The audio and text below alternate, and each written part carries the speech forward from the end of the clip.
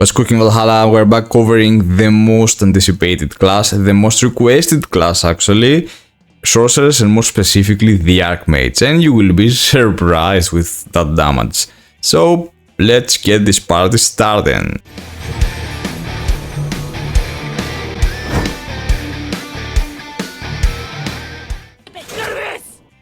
Alright guys, you will be surprised with the amount of damage this character can actually reach, and no surprise at all why it's the most anticipated one. Let's kick things off with Fire Arrows. Fire Arrows is the first skill of a chain that does a good proportion of damage, while the second skill on the link does also a very satisfying amount of damage, and the third skill not only does tons of damage, 400% of attack, but also applies the burn effect on your opponent for 4 seconds. Crazy. Moving on with Ice Spikes. Attack the enemy by summoning Ice Spikes with 100% chance of inflicting Frostbite. So, a good amount of damage, slow him for 50% for 2 seconds, and as well links with another skill that does as well a good amount of damage, and on top of that, freezes the opponent like a stun for 2 seconds. Oh my god. Already the first skills feeling so much bursty and OP. Lightning Bolt. Strikes the enemy with a lightning bolt that implodes after a brief delay with 100% chance of stunning the target. Alright. Worth to mention here that all those skills, this is what I noticed so far, besides the first one, have higher cooldown from the other class. So it might be a burst class that has good amount of damage overall, but it seems that cooldowns are long. Have that in mind as well. Of course, you will be able to fix that later on with items and stuff, but for early game, keep that in mind. So, Lightning Bolt stuns the target, does a decent amount of damage. The stun is actually guaranteed after 3 seconds, and also can be linked with this sweet blue skill over here that conjures a fire chain that binds the enemy with 100% chance of burning the target. Oh, I love a lot those kind of DPSs with skills that apply consecutive damage over time. Bound cannot go for 2.5 seconds, 80% of attack damage, alright, and all magic damage taken increases by 3%. Oh my god. Freezing Air conjures a field of ice with cold air that deals damage to your enemies with 100% chance of inflicting frostbite on targets within range. Max targets 5. Alright, summon duration 5 seconds. This is crazy. Damage 80% of attack every second for 5 seconds, so not only you will apply the freeze effect with damage, but also damage over second. Oh my god, and it's AoE. Cooldown 15 seconds. It seems that as you upgrading the level of this class, unlocking new skills, it's becoming crazier. Ice Shield generates an Ice Shield in your current position.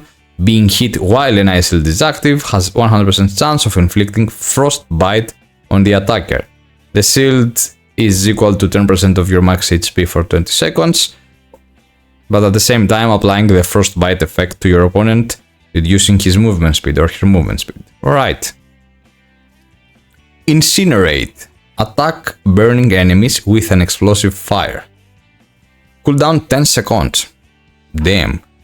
Skill range 3.5 meters. Max target 5. Alright. 303, 30% of attack as damage. Alright, so far we can actually understand that it's an insane DPS burst class. Specialized is also on AoE.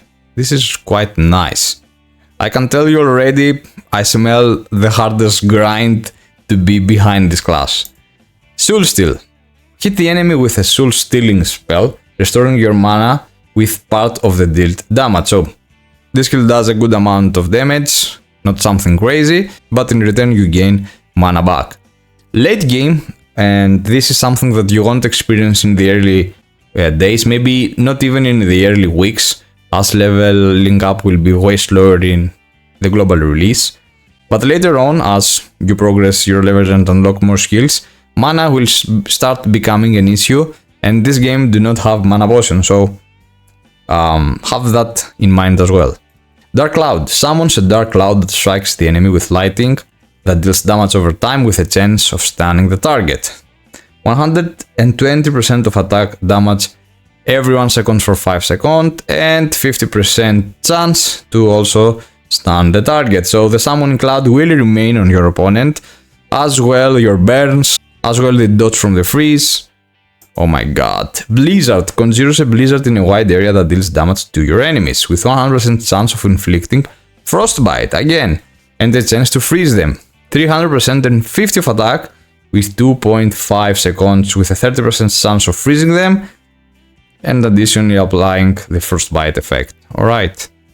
Moving on to Phoenix. Summon a Phoenix to attack your enemies with 100% chance of burning the targets. 430% of attack, while at the same time applying the burning effect on them. So far, so good, right? So many burst skills. Actually, all of your skills do a good proportion of damage, apply dodge on your enemies, and most of them are AoE. I don't feel it's gonna be even compared in terms of grinding with the Archer, as Archer has only one AoE skill, and that's for 2 enemies only, while she has like 6, 7, and the lowest max targets is 3, while the highest it's 5, so insane AoE. Meteor Shower, another one. Summons several meteors upon your enemies with 100% chance, of course, to burning them. And guys, imagine if burning stacks, right? It's gonna be crazy. 600% of attack. Oh god, guys, it's the highest. It's the highest damage skill we have witnessed so far from all the classes we have covered. And I'm guessing you will build this character based on attack, right? So this is crazy. And last one, Blink. Right, we are a mage. Why not? We're supposed to have blinks, right? Inflict slow on your enemy with 100% chance in your current position and instantly teleports you backwards to cancel the enemy's targeting, decreasing your skill cooldowns. What? Cooldown reduction decreases cooldown by 20%. So by pressing the skill will reduce all of my skills by 20%. This is crazy. Alright, now I can see why this class is actually insane, right? Slows as well the opponent on the spot where you blinked by 40%. Let's move on to the passives. Mana regeneration increases by 1, casting speed by 1%, magic damage adds 3%, increases max MP by 5%, debuff hit chance by 2%. When you activate your shield, boss damage taken reduction by 8%, and probably damage from monsters as well decreases by 8%. Fire boost increases your magic damage against burning enemies by 5%, very logical, increases your accuracy by 5. Hitting a frostbite enemy with a skill has a chance of freezing the target, 15% chance, alright? So not only you apply slow to them, but you also have a 15% chance to actually freeze them. Oh my god. Maybe you're having second doubts about the Berserker choice. Alright, 20% chance, I think it's the same as Berserker, increases skill damage by 0.5 for 8 seconds every time you use a skill, so longer you remain in the fight and spamming skills.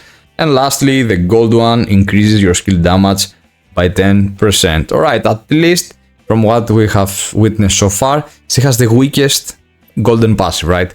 I know that skill damage by 10% it's quite a lot, but in comparison with the other passives we have overviewed so far from the other classes, there is no comparison. The other classes have way stronger passives, at least in the gold state, right? And with that said, that was all for Arch Mage. I can understand now why most of people chose this class as their main class. From what I know, she has also very pretty outfits, if that's something reasonable for you.